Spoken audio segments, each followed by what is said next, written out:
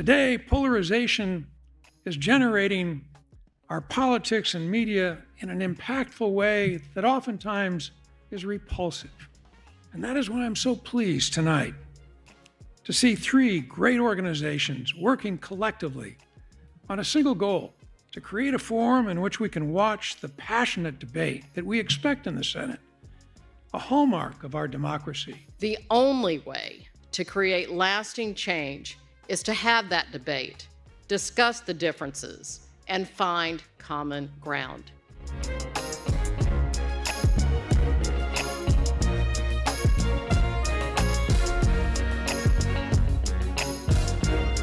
I appreciate the chance tonight to at least help model how some of those conversations would go. But generally speaking, the most coveted thing for any bill you file is, can I get a co-sponsor from the other party? It's a highly coveted thing. When people know each other, it's a lot harder to hate each other. That's part of why I'm excited to be on this stage with you tonight, Marco, is to show that we can find common ground together. What qualities should the next Secretary of State possess? Should be from the same state as the president, at least. Speaking on behalf of three gentlemen of great stature, he should stand at least 6 feet tall and have a full head of hair. I'm here because I believe, as we heard at the outset from our two friends, the former senators, that bipartisan solutions are lasting solutions. We all need others outside our immediate circle and concerns, the day-to-day things that distract us, to push us together. I point out that the Bipartisan Policy Center is not nonpartisan. It's bipartisan, and that's different. Bipartisan doesn't mean you agree even on the issues, specifically on how to solve them. It means you agree that the process matters to solving these problems. You have to have a process in which they're solved. That's why I'm here tonight. Democracy is a verb, and it has to be an active verb. And it only remains a democracy if we do it together.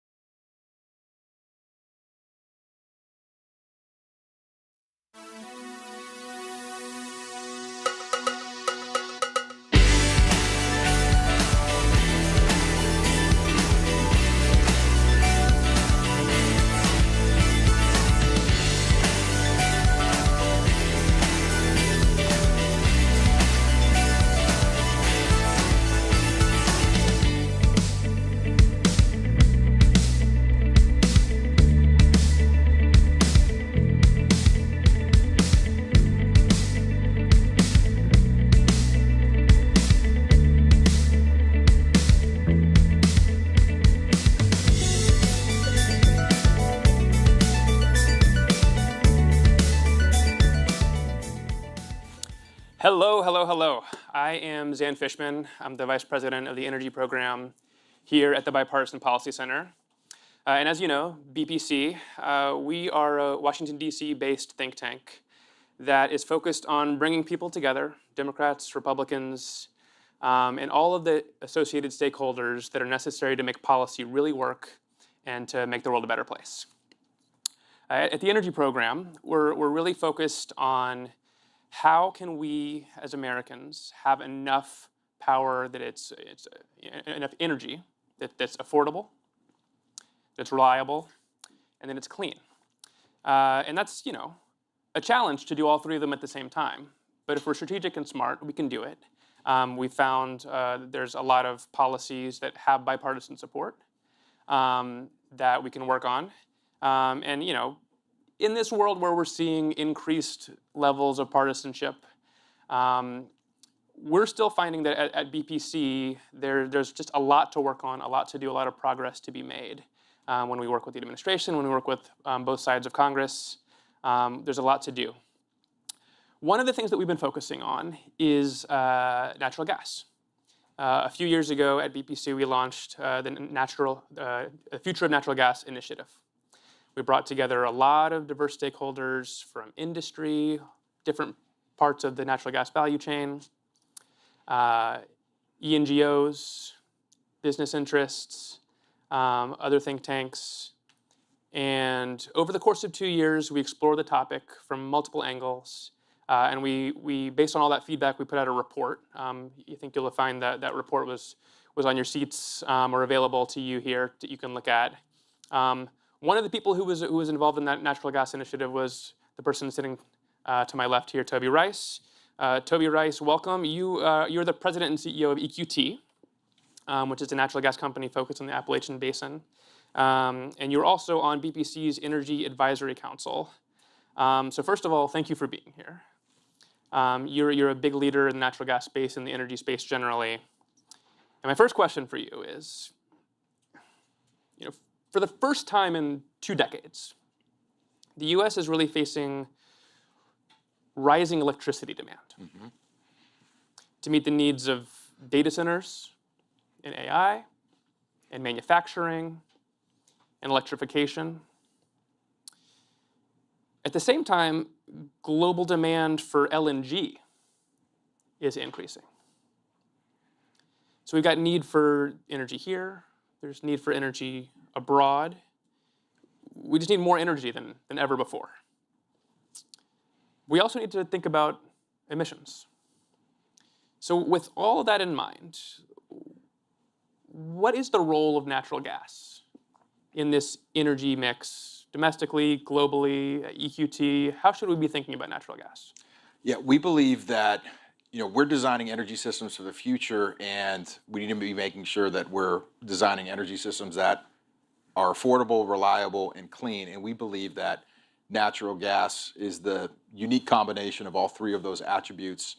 And it's got a significant track record, not only in keeping energy prices affordable, but being reliable and dispatchable when you need it.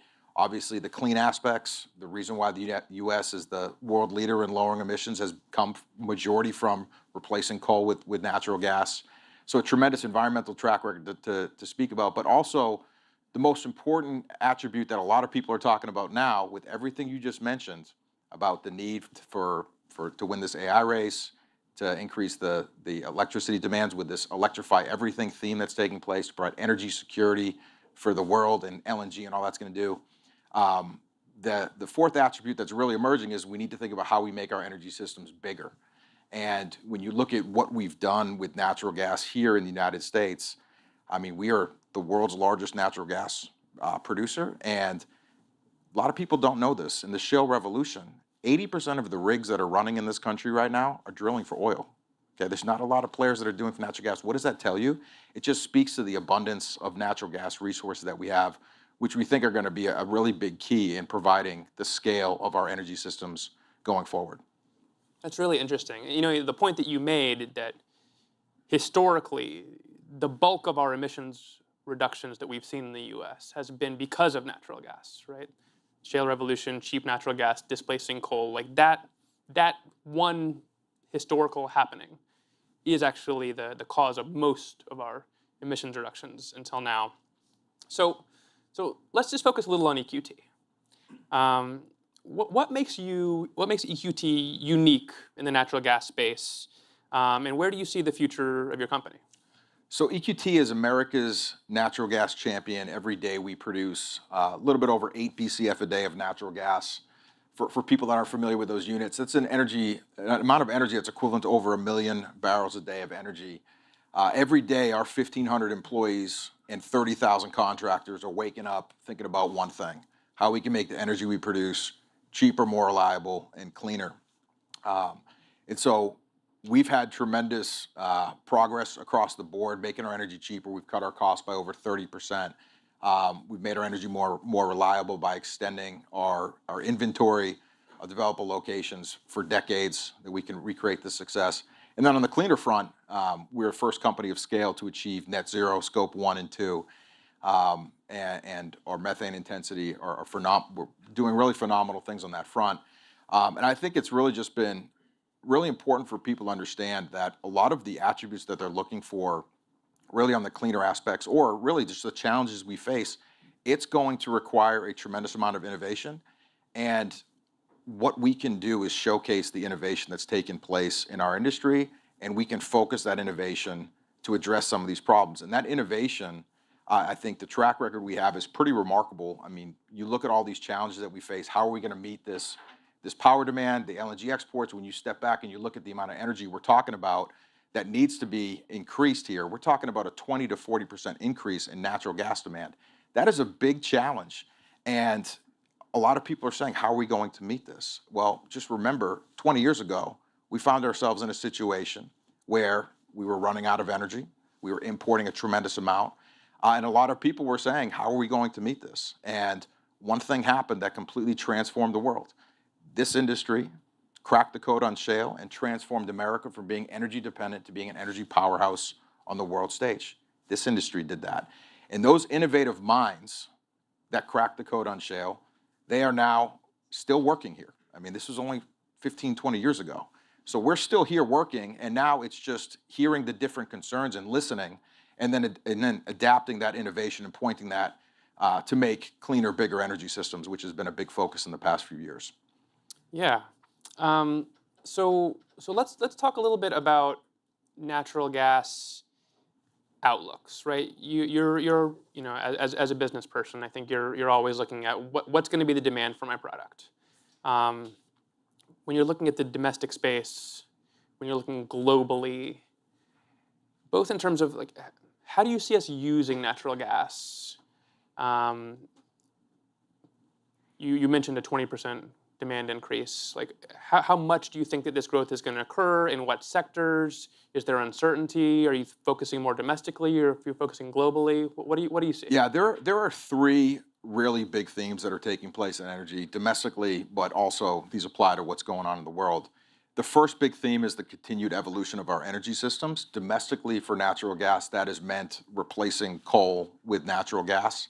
That has been a big theme and been primarily a large, significant driver of the natural gas demand. Over 15% of the overall natural gas demand in the U.S. has been used to drive coal and replace that with natural gas.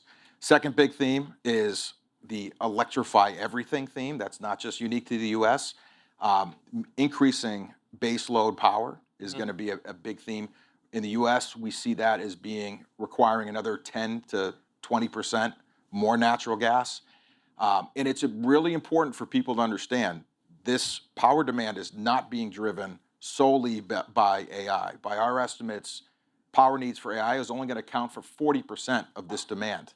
Electric vehicles, industry, lowering energy bills, increasing grid reliability. These are all things that are going to drive more natural gas demand for the power.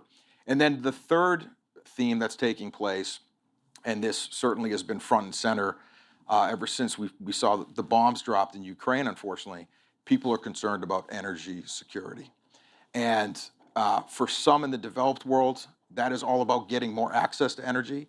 In the U.S., energy security is going to be we're going to be able to contribute there with LNG, and we're exporting energy security, strengthening relationships with allies, providing peace and prosperity all around the world. The LNG theme is going to be, we're at 20 BCF a day today, world leader in LNG exports. That's the United States, from essentially zero in 2016 till today, tremendous. That's on track to go to 30 BCF a day. So it's going to increase another 50% over the next few years. And when you step back and you look around the world, LNG export, we think the LNG market is going to essentially double from where it's at today, around 60 to over 100 BCF a day by 2040. Now, there's one other big theme that nobody's talking about, and I think this is what people have been talking about it, but I think it's only going to get louder, and it's going to be not just energy for AI, energy for energy security. It's going to be energy for the developing world. And when you think about the billions that lack affordable, reliable, clean energy, lifting them up and knowing that providing access to energy is one of the most impactful, efficient things to do to make people more prosperous, the amount of energy that would take would require us to almost triple the amount of energy that's being produced and concerned. And that's not just natural gas. That's all forms of energy. So, we've got really tangible demand signals that are saying we need to make our energy systems bigger, and there's some even larger demand signals that are just starting to materialize. You said something really interesting that I think a lot of people in the audience might initially find counterintuitive. And I think it's a really good point. You talked about the electrify everything movement and said, because of electrification, we're going to need more natural gas.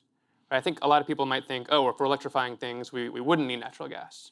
But I think you're absolutely right. Could you just help us understand how those link? Sure. So, natural gas, really, there's a few reasons why you use natural gas. Industrial, power generation, and then residential.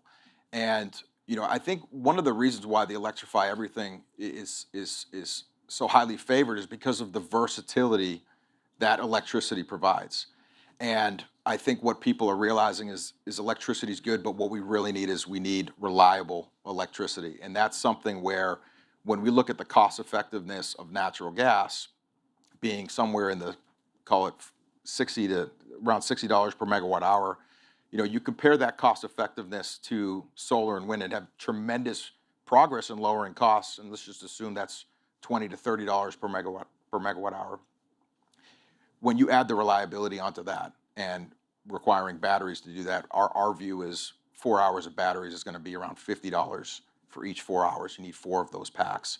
That solar and wind that's affordable, when you make it reliable, it becomes a little bit more costly to do that compared to natural gas. And bringing it back to the reliability, electricity is important. It drives economies, but there's other attributes that are needed with energy, and natural gas plays a foundational role in pillars of modern society: steel, cement, plastic, and fertilizers. So natural gas not only can feed the electrify everything and bring tremendous versatility to a more electrified world, but it can also make sure people get fed, housing gets built, and modern economies can grow and have the resources to do that. Yeah, and there are benefits to electrification, right? There's a lot of efficiency gained, but you can't electrify everything or more things if the electricity itself isn't affordable. And I think it's pretty clear, as we've seen in the past, and I suspect we'll see into the future, that natural gas and power generation is a way to both provide that affordable electricity in a way that's consistent with emissions reductions. One of the things that I personally spend most of my time on is permitting reform. When I came to BPC almost 5 years ago, that was my one thing I was working on, and we still have not achieved this goal yet. But I'm optimistic that we will. So I want to ask you a little bit about permitting, and let's just start, thinking about the way it is now, not the way that we want it to be. How does permitting and the challenges associated with permitting impact what you do at EQT? And the other businesses that you associate with in terms of the entire natural gas value chain? Yeah, challenges on the regulatory front have altered the ability to get for the natural gas market. I'll just give you an example of what's taken place, and you can see the structural changes that have come through. We've seen natural gas demand grow 50% over the last decade, but pipeline infrastructure to support that demand has only grown 25%, and storage infrastructure has only grown 10%. Now, the regulatory issues are solely focused. You can look at the lack of pipeline capacity that's gotten built. What that has done has created some significant disconnects in the market across this country, and I'll give you an example of one. In January coming up here, the highest gas prices in the world. Who's going to be paying the highest gas prices in the world? Some people would say it's going to be Japan. Some people would say it's probably going to be in Europe. You'd be wrong. The highest gas prices in the world will be paid in Boston, Massachusetts. Next up, New York. Now, these are places that are sitting a few hundred miles away from the biggest gas field in the world. And while my mom is paying $14 for her natural gas in Boston, I'll be selling that same product right next door for a cost of $4. This is what's taking place, and why I think that permit reform is so critical to get done. I think people can look at the administrative change, and that's going to be a catalyst for why this is going to happen. If you ask me, I think the catalyst for permit reform is going to be the fact that Americans' energy bills are up over 35% over the last few years. People are actually starting to take notice. AI is a new, big, transformative catalyst here, but it's just causing people to pay attention. This lack of infrastructure that we've failed to build has led to these higher prices. We're producing record amounts of energy in this country. If you added up the oil and gas that we're producing in this country, we're producing over 30 million barrels a day of energy. But despite that amount of production, Americans' energy bills are still up. It's not about drill, baby, drill. It's about build, baby, build. And it's the only way that we can truly make an impact to lowering energy bills. So, you mentioned permitting is affecting pipelines. When I'm looking at the deal that Congress is really circling around, there are a few elements to permitting reform that I think really make up the deal. There's pipelines and there's transmission lines, and they face similar but different issues. But you can see how we should be thinking about them in the same way. It's linear infrastructure. It goes across states. It's really important for commerce. It's really important for affordability.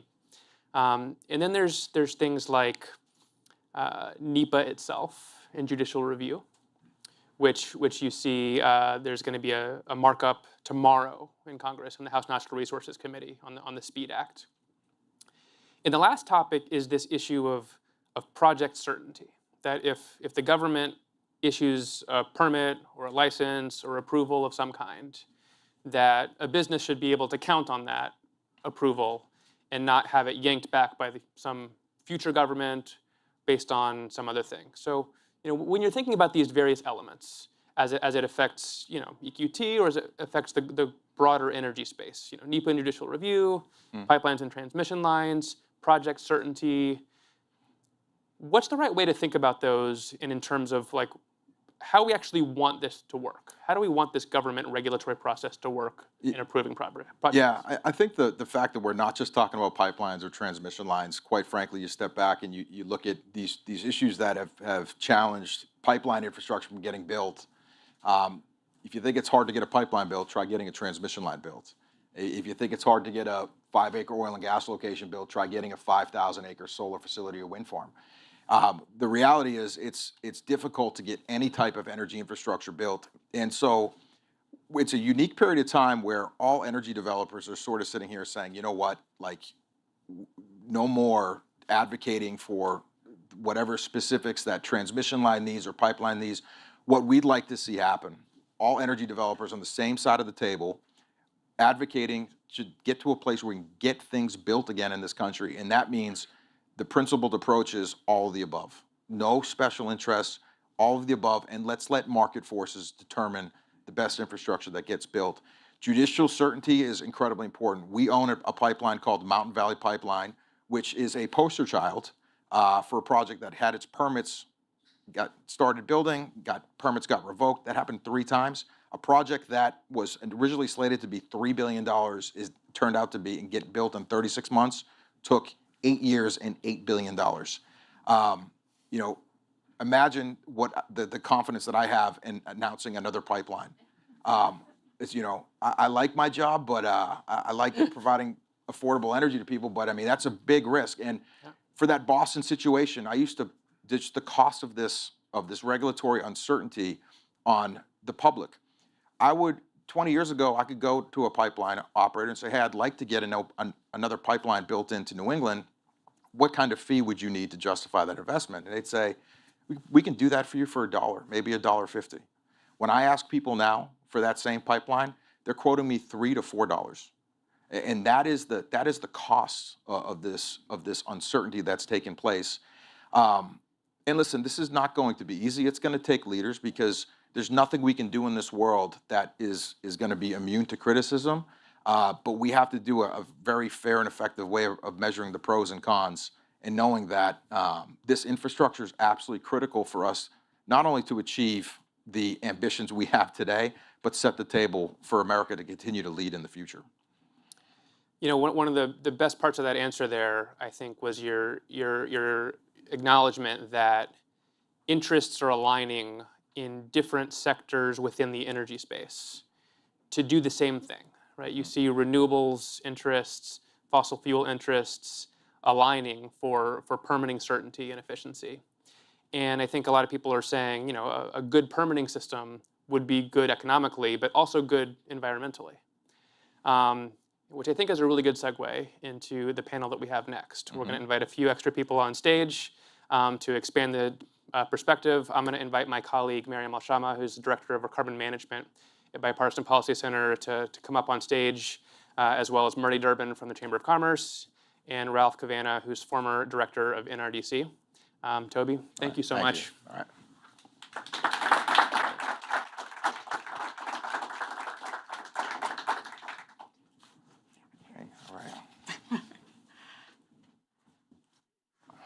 Great. Hi, everyone. Like Zan said, I'm Maryam Alshama. I'm a director here at the Energy Program. I lead our carbon management work as well as our natural gas work. And I'm excited to continue this conversation with Ralph and Marty, who are also part of our Future of Natural Gas Policy Initiative. Ralph Cavanna is the former energy co-director at the Natural Resources Defense Council, where he spent over 40 years. He also sits on the BPC Board of Directors and is a member of our Energy Advisory Council. Marty Durbin is president of the Global Energy Institute and senior vice president for policy at the U.S. Chamber of Commerce. He was previously executive vice president at API and president and CEO of America's Natural Gas Alliance. And Marty is also a member of BPC's Direct Air Capture Advisory Council. I'd like to start with a kind of fundamental question that I'll give each of you a chance to answer. Fossil fuel development is often perceived to be at odds with climate goals. How do you see the relationship between natural gas usage and decarbonization? Let's start with Marty, and then we'll move down the line this way. Sure. Well, in some ways, I think there's a false premise in the question. There is no either or. We're going to need fossil fuels being a part of as previous panel talked about, reliable, affordable, clean energy around the world, especially when we've got a world that is growing in population, economies are growing. Looking at the continent of Africa is going to double its population in the next 25 years, and they're all going to want and need affordable, clean, and reliable energy.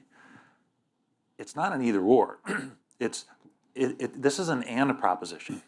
We need more electrons, more molecules, more transmission lines, you name it. The demand is growing everywhere. And where we can utilize renewable, whether it's renewable fuels or fuels that, the new technologies and innovations that are coming along, what role is hydrogen going to play? Does geothermal have more of a role? I think it's much more important that we're driving policy and innovation.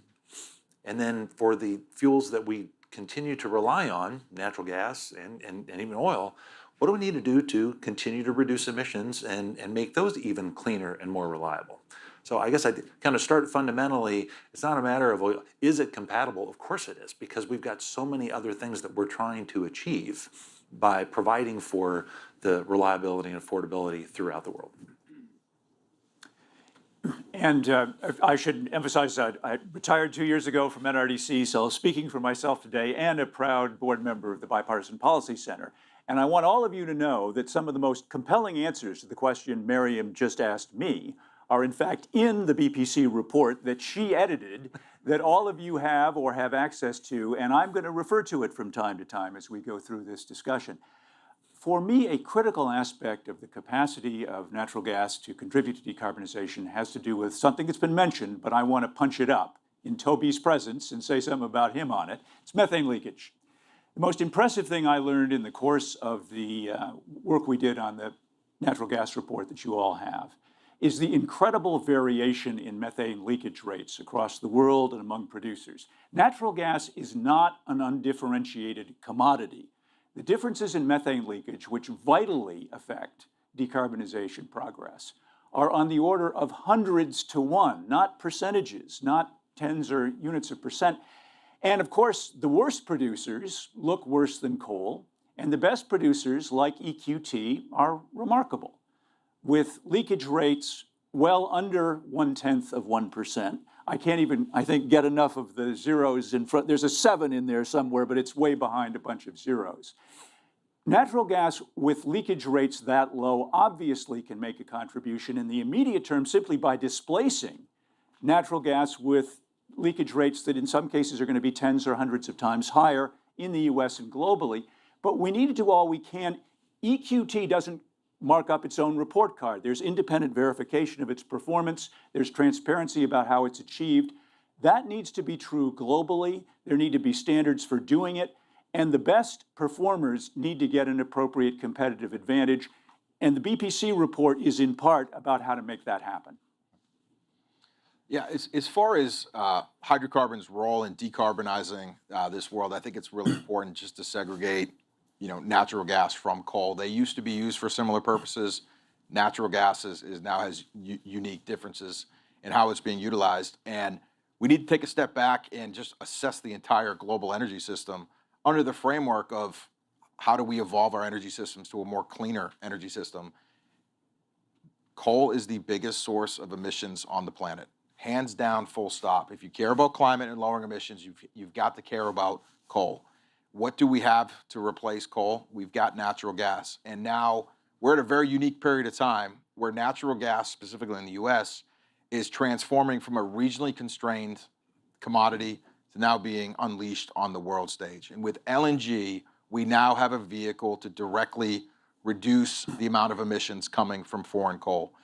That potential is tremendous. We've assessed the amount of natural gas we have in this country, asking the question, how much natural gas could we produce for the purpose of exporting to replace coal? And when you look at the shale revolution, what we've discovered but not yet drilled, and put a target, put a constraint that says the energy needs to be affordable. We can only develop prospects that require a $4 gas price to be economic for the people that are drilling it, and a reliability constraint. You can only grow your production levels to a point where you have enough inventory remaining to hold it flat for the next 30 years. We have an amount of natural gas in this country that we could grow our production levels to over 60 BCF a day of surplus natural gas. And just to put that in perspective on how much natural gas that is, that's the energy equivalent of adding 10 million barrels a day of clean energy to the world stage. That is a Saudi Arabia of decarbonizing energy. And when put on the world stage to replace coal, the emissions reduction benefits are unparalleled. So we think we always have to look at the big picture and understand that this will play a major role. And the key thing here that we need to think about is, can it be cost effective? And we believe we can put this natural gas on the doorstep of Africa, on the doorstep of Europe, on the doorstep of Asia for a cost of less than $10 per million BTU. And that is essentially a $60 per barrel price. You could build some pretty great economies on a $60 oil. So not only is it going to be great for environmental elements, if you care about emissions, it's also got tremendous social impacts with the affordability. So I find that pretty persuasive. I guess my question is how do we do that? If we're growing LNG exports by 50%, if we're facing all this rising domestic demand, how can we do that at a time when consumers are already seeing electricity prices rising? What's the solution set? And Marty, if I can throw that to you to start. Well, yeah, and frankly, building off of some of what Toby was saying, in some ways, markets are really powerful things here. So, 10 years ago, I was testifying in the Senate on LNG exports, trying to allow them to move forward. So I guess it was 12 years ago. So we had the first one go 10 years ago, come February. At the time, there was a discussion of, well, gee, if we ever get to 10 BCF a day, maybe we should stop, and to be able to protect prices here at home. I think, Toby, you said we're up at 20 now, and it's projected to go to 30. And while, yes, we are seeing electricity prices rising for a whole variety of reasons, when you look at natural gas prices during that time, production just kept outpacing the demand here domestically, and the price certainly when you compare it to the global price of natural gas, we've got the cheapest gas in the world. So I do think that from a policy perspective, it's how do we continue to allow for that, allow the market to work, make sure we have the infrastructure in place. That gets us back to a little bit of the permitting reform and needing to build out the infrastructure necessary to to get this the commodity around where it's needed. But I think that's what's really going to help us to help tamp down the potential concerns on cost. I understand the concern on cost, but again, we look historically, we've seen that hasn't been the case. Again, using Toby's line about what's discovered but not yet drilled, we know there's a lot more out there. We're just going to have the infrastructure to be able to get it where it's needed. And so far we have talked exclusively about supply-side solutions to these problems. I want to remind you all there are demand-side solutions. Toby took us back 20 years. He said something dramatic happened 20 years ago, and he had his view of what was dramatic, and it was dramatic, Toby, but something else dramatic happened 20 years ago. 20 years ago, if you go from there to the present, the U.S. economy expands by more than 40%. Total energy use goes down 4%. So when Toby, I agree with Toby that natural gas made an important contribution to what I regard extraordinary achievement. Last 20 years in the US, we cut our emissions of sulfur and nitrogen from the electricity sector by 90%. 90% in 20 years. That is the equivalent of 100,000 premature deaths avoided per year. And that was achieved, yes, in part with natural gas substitution for coal, in part with renewable energy substitution for coal. The biggest contribution was energy efficiency in all sectors of the economy. And what I hope, one of the new arguments that I now have for more energy efficiency in the US is it will give Toby more low emissions natural gas to move abroad and substitute for higher emissions supplies that would otherwise be used. And that is the combination of efficiency with renewables, with low emissions gas. Well, the power of it is visible in the last 20 years for the US electric sector, 100,000 premature deaths a year from particle pollution that's killing 8 million people globally per year. And that is part of what I hope all this is about. Yeah, so I would say, how do we make this happen? I think it's focused on the fundamentals. We should know that natural gas should not cost $14 in Massachusetts. That should cost $1 more than what we're selling it in Pennsylvania. So let's not lose sight of the fundamentals of what a free market should be able to produce. That's the first part. The second part is actually we need to get back to a place where market forces rule, and the market forces allow the most cost-effective, reliable, cleanest energy to get its way from point A to point B. We're in a world with these regulations and the litigation has been political force that's overwhelmed market forces. So I think we really need to focus on that issue to get over the hump. But then, the end game, the vision of what we're trying to build. We're trying to build affordable, clean, reliable energy systems. We want to prioritize the ability to drive efficiencies. And I would say flexibility and reduce the volatility. We're not just talking about getting pipeline infrastructure built. You're going to see the lack of storage infrastructure that's been built in this country is what I talked about before. The impact of that means, we need to have adequate storage to balance the supply and demand swings that will happen seasonally with the energy systems and the need for humans with cooling and heating. We talk about the need for batteries with renewables. We need storage infrastructure, natural gas storage infrastructure for more robust natural gas systems. And then the flexibility, I think, is going to be a really amazing opportunity for us. As we rely more on renewables, the flexibility of our reliable energy systems needs to be increased. And I think Europe is a really great market to look at on what they've actually done on the flexibility of their systems. They've become more secure by replacing Russian natural gas with American LNG. And when you look at that market, they've seen a lot of efficiencies in their energy uses. Their total gas demand has come down. But when you look at the amount of natural gas that's being serviced with LNG, it's increased from 10% to 40% of their energy system. That means is if Europe has strong winds, good sunshine, they don't need as much LNG. They have that flexibility to move that to other places of the world. And when we have LNG, as the world transitions to a more of a natural gas world, LNG is the pipeline that connects all parts of this world so that people can have the flexibility to get their energy security and their cost effectiveness and reliability, but without losing their flexibility. Great. Yeah, so what I'm hearing is, we have the resources here, we have the know-how here, we have the innovation here. We just need to get some of the obstacles out of the way, and permitting reform might be one way we get there with infrastructure, but all the potential is here to deliver on that natural gas at home and abroad that we need. If I may, Yes. the big if here, though, is making natural gas is not an undifferentiated commodity. So if it looks like Toby's natural gas, then absolutely, in terms of the contributions it can make and the substitution value it has. But not everybody's Toby. And the issue is, how do we make the whole industry look more like him? Which is probably not a proposition he's going to resist with tremendous force today. But just to tag on to that, Ralph, when you and I were talking beforehand as well, because I agree with you. But when you look at the U.S. U.S. natural gas system, S&P Global, we were talking about earlier this year, noted that in the Permian, they've seen a 50% reduction in methane emissions in just the last 2 years. And when S&P was looking at the benefits, economic and environmental benefits of U.S. LNG, you start to compare it against global natural gas competitors. So 2 quick examples: U.S. LNG compared to Russian either LNG or piped gas. The Russian LNG is 41% higher in its emissions intensity, and the pipe gas is 59%.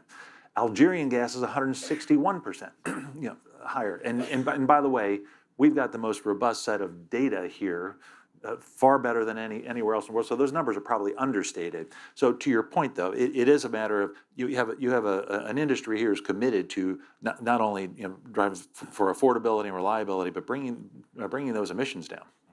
So if I can jump in, that's actually a really good segue to my next question, which was going to be for you, Toby, around, you talked about what EQT has achieved in terms of emissions reduction and emissions intensity. How does EQT go about tracking emissions? What is it doing in the field of monitoring, reporting, and verification? And is that representative of what the natural gas industry is doing as a whole? Yeah, let me spend a minute just saying how we've done this, because certainly our results are peer leading right now, but I fully anticipate in a few years you will see the rest of industry be able to replicate and produce these type of results that we're putting out today, because nothing that we're doing is unique specific to EQT. These are opportunities that can be adopted across the entire industry, and you're seeing results from the Permian that are speaking to that. I'll just give you an example on the natural gas side. One of the big drivers on lowering our carbon footprint has been just be a better operator. Drill wells more efficiently, complete your wells more efficiently. When you drill wells twice as fast, guess what? You're using half as much energy to drill the wells, half as much emissions. Those emission benefits accrue directly to your carbon footprint. Stepping back, what's happened in the U.S., realizing we're producing record amounts of energy in this country, but we're only using about 550 drilling rigs right now. 10 years ago, we had over 2,000 rigs with not as much energy. What does that speak to? It speaks to the massive amount of efficiency gains that the American oil and gas operator has been able to capture. And if you step back and you look at that innovation that's taking place on the efficiency per rig, the productivity per rig, we've seen a 25-fold increase in the productivity per rig. That's the innovation that this industry has. So we hear the world's concerns over methane emissions. This is the biggest environmental concern over natural gas systems, and that innovation is pointing to address these issues. Aside from being a better operator, we are electrifying the oil field, replacing diesel burning equipment with cleaner electric equipment. Electric frac fleets are a new source of equipment that is really being massively embraced by this industry. That is going to be the new standard, not only because it's cleaner, but also because there's things we can do with electric horsepower that you can't do with the traditional fleets. That is going to be a technology that takes place. Electrify the oil field is going to continue to run through this industry and drive cleaner carbon footprints. But then you get to some of the things that are more specifically pinpointing these methane emissions. For us as natural gas players, we know where these emissions are coming from. It's one piece of equipment called the pneumatic device. It's how we move fluids across our location. We can replace that with a piece of equipment that does not emit methane. And so for us, we replaced over 9,000 of these devices in less than 18 months. And we did it for less than $40 million. And the impact was over 350,000 tons of CO2 equivalent removed from our carbon footprint. When you do the math, we eliminated these methane emissions for a cost of less than $10 per ton. It's fast, it's cost effective, and these opportunities are available to all. So you're going to continue to see tremendous progress there. But, operational results is one thing. We also need to make sure that the public understands what we're doing, and that's where your point on what are we doing to bring transparency to these results. The gas certification frameworks that are out there, these are the environmental third-party auditors that are coming in and verifying that what we're doing is actually taking place. You're seeing these gas certification frameworks show up, and there's a whole host of a number of them, but those are the first sign. After that, there's people going to looking at not just what's happening on their locations, but looking at the entire basins. So to that point, we are doing aerial monitoring. At EQT, where there's coalitions that are forming where people are flying over the entire basin. At EQT, the Appalachian Methane Initiative, a number of operators have combined together, and we're flying over 19 million acres looking for methane emissions. Now, to give you guys some perspective on that, 19 million acres is an area equivalent to the size of France. Like, we take this very seriously, and we're not just seeing methane emissions on our locations, we're seeing methane emissions across the basin, across all industries, and are able to call those out. So you've got a really good overview alarm system for the things that you may not know about. And then the last part is what happens when this energy gets produced and it goes across the country, across the world, through LNG.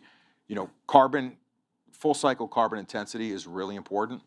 And so we are working with a company called Context Labs that is producing a full cycle carbon intensity score, taking the emissions from when the gas comes out of our wells, through our pipelines, across the country, to the LNG facility across the world, stitching together a full cycle carbon intensity score is going to be a key piece where customers can actually see what is the full cycle carbon intensity.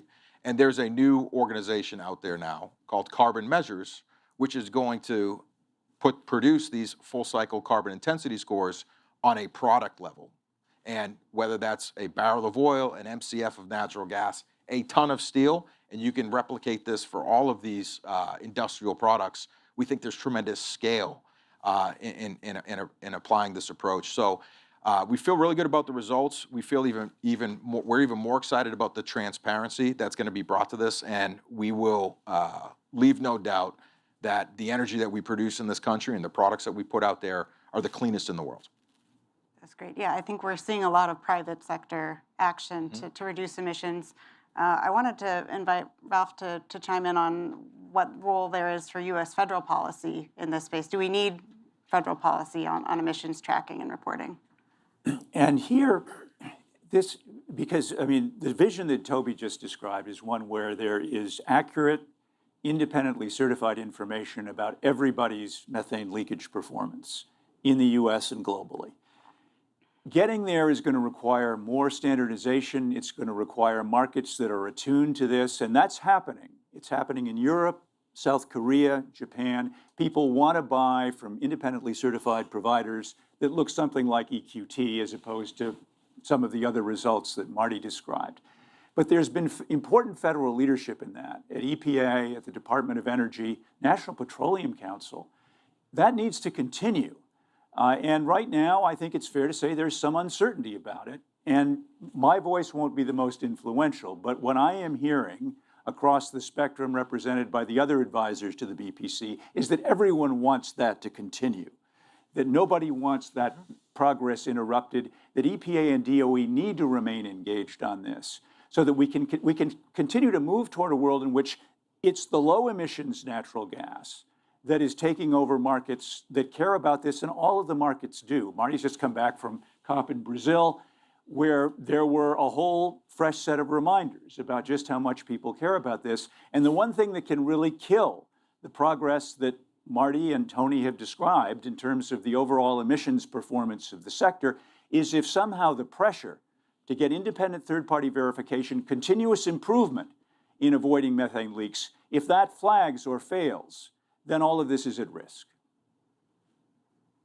So let's talk about that global perspective for a minute. Marty, you just came back from COP. What were you hearing from foreign governments, foreign consumers about the role of natural gas in climate and energy planning? Well, it's actually fascinating. And first of all, let me just agree with Ralph. I do think that this is an area where we're talking about being able to track and monitor is something that, from an industry standpoint, from getting to the product level carbon intensity. Toby mentioned carbon measures. We worked with that group in Sao Paulo 2 weeks ago at a public event where they kind of announced this. There's 19 different companies right now. I know there's several others that will be joining, and that's energy, industrial, finance, and even some consultancies that are all part of this. I think it's going to be a very important initiative moving forward, and so kind of watch this space, because I think it will integrate very closely with what Ralph is talking about too, on just on the broader monitoring. I think my messaging or a broader sense of what was going on at COP. Number one, I would tell you that regardless of what you've read in the media that says nobody was there from the U.S. business, it's just not true. I mean, they were all over. Now, were there as many CEOs there this time as you might have seen in Dubai? No, there weren't. But we hosted and participated in events around energy security, sustainable aviation fuel, regenerative agriculture, circularity, you name it, and partnered with other groups, AmCham Brazil, KPMG, CNI, that were even part of a decarbonization boot camp for companies. There's a real interest and hunger for companies they are leaning in, and they have not pulled back. This is an enormous market globally when you're looking at decarbonization, electrification, or again all of those, water policy and agriculture. You imagine Brazil, nature-based solutions was a big topic down there. So I came away very optimistic about the opportunities that are there to find, piece these different players together. And I will also go one step further to say that I think Brazil deserves a lot of credit for both the government itself and the COP presidency. We've seen a real evolution over the last 4 years on both acknowledging and bringing the private sector into the conversation. In fact, Brazil went so far as to create a new organization called SB COP, Sustainable Business COP. It's analogous to the, if you look at the G20, there's the B20 and the B7. The whole intent is put this framework together here in Brazil that can then be continued on in future years at the COPs, and there's a more formal opportunity for the business community to identify projects that are actually working, that have a return on investment, they can get some input into the action agenda. So that's the positive side of this. I unfortunately think that there's still a huge disconnect between the discussion that's going on outside of the blue zone, if you will, and what's happening in the negotiation hall. And there still seems to be this, it's all about, let's talk about how fast can we get rid of fossil fuels versus everything else. And it just kind of breaks down the opportunity to say, wait a minute, we're all trying to achieve the same thing here. Let's figure out what we need to do. And this isn't just for natural gas. I think natural gas clearly, people see that has a role. But regardless of what it is, let's have policies and aligned so that we're driving the innovation for battery storage, for renewables, for efficiency, for further reductions in oil and gas, and what comes next. And clearly, there's all the issues you can get into in financing and de-risking and all the rest. But so, this industry is not going to stop the progress that was made over the past years and our drive and pursuit to continue the environmental excellence on the products that we present. While Marty was over at COP, I was in a big energy conference in Abu Dhabi at ADIPEC. And I will tell you, the global oil and gas industry believes this as well. And you can look at some of the organizations, voluntary, by the way, that have come together to showcase the environmental excellence. The Oil and Gas Decarbonization Charter, or coalition, that was put together at the COP in Dubai.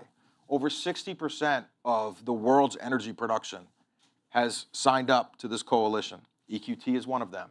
And we're pledging, real simply, to be net zero, scope 1 and 2, by 2050, and to be near zero methane emissions by 2030. Incredibly challenging, incredibly ambitious, but EQT, we actually can show you, we have achieved those results. So it is challenging, but it is possible.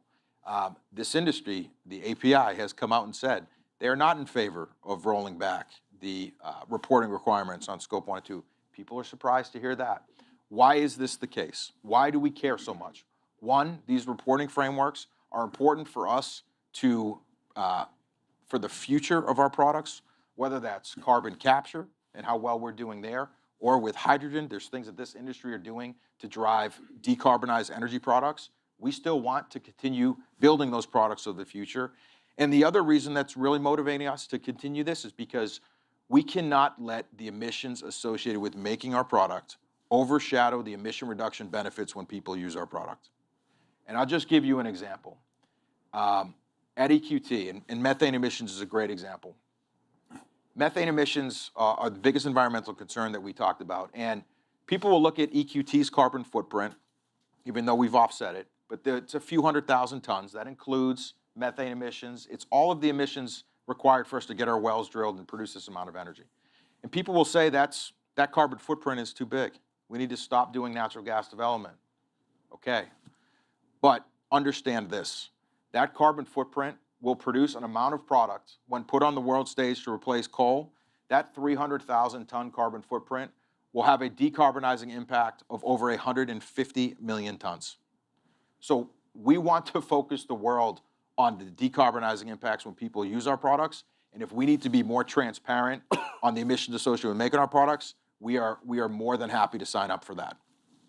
Yeah, I like that leverage and displacement. I'll give you a couple of other illustrations that would be comparable in magnitude, and I'd like to have them all. The biggest energy efficiency opportunity right now, which is under intense review. At first, the Electric Power Research Institute with NRDC did an assessment. Now it's back at UC Davis at the Institute for Energy and Efficiency. It's electric vehicles. Electric vehicles are the largest electric appliance that most of you will ever own. They're wonderful. You should definitely get one, but they could be more efficient. They're averaging about 4 miles a kilowatt hour now. That's not as good as the original GM Insight 20 years ago. EPRI thinks, and I agree, that we can more than double that without increasing the cost of the vehicle. We'll get more range. We will create an aggregate energy resource if we do that over the next 25 years. That's as big as what Toby was describing. Now, we need both. If we do it, we'll relieve pressure on the grid, we'll reduce the pressure on domestic energy costs. The virtuous combination of the low emissions spectrum of the natural gas commodity, all the renewables that are coming online, all the energy efficiency. By the way, that's not all of the above.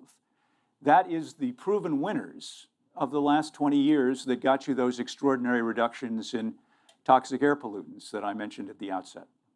It's not the all of the above. It will lead to the best of the above. Yes. And that's what we're ultimately hoping to happen. And I think both of us believe that what we need are systems that test for the best of the above, that let the winners and losers emerge on the merits. One of the great hopeful, my favorite candidate for a great development of the last month, by the way, in terms of reducing costs and improving reliability and reducing emissions, is the move to fully integrate the Western power grid, with the California legislature passing a bill for the first time in 10 years, authorizing a completely independent board to oversee a West-wide wholesale power market, which is his dream. That's market-driven solutions. It'll make it easier to get transmission, and it's part of the clean energy transformation. And this also just highlights it. This entire discussion, this is an and equation, not an or equation. Great. I'm going to try to sneak in one or two audience questions before we wrap up. First, I'm going to go with one that we received in advance, but for folks in the room, would be ready with a hand if you have a question. How are you thinking about LNG exports into Europe in anticipation of EU methane standards for imports? And the question asker said, I understand there are some structural challenges reconciling the U.S. gas system and the EU's reporting requirements, and it would be great to understand that better. It's in the report, by the way. BPC report answers this question, but Toby. Yeah, I think we're all looking forward to see what the actual targets that are going to be put out. I think what we've seen in the past has been something that's really ambitious. We need to make sure that, companies like EQT, which I think are gold standard, that we have the comfort in being able to address those and actually meet those targets. We have a really unique opportunity here where we can, and this is why we like the conversation moving towards the carbon intensity of products, because we can always, it'll be a lot easier for us to differentiate products with a simple carbon intensity score. And most importantly, we'll be able to show steady improvement over time with carbon intensity. So I think, I just hope we take a practical approach there. But with one thing that's really important for people to understand, the energy that we're talking about, the energy solutions of the future, they're going to be based on new development where we can design these type of controls and environmental excellence up front. We just need to know what those targets look like. I would just add that, again, the data we have today shows us how clean U.S. natural gas is and that it is getting cleaner. And we know that, the EU is high demand, for natural gas. So I think I'm certainly hopeful, as Toby said, that we reach a point where we can recognize that there's a great need there and we can provide them a very clean product. Great. So I have to apologize. We are actually just about up on time, so we have to wrap things up. Thank you to our panel for being here today and for contributing to this discussion about the dynamics of the domestic, the global system, how natural gas fits into that picture today and into the future. I invite those of us here today to join us for a reception in the lobby. As a reminder, the reception is off the record. And thank you all for joining us, and hope to see you at another BPC event here soon. Thank you. Thank you, Mary.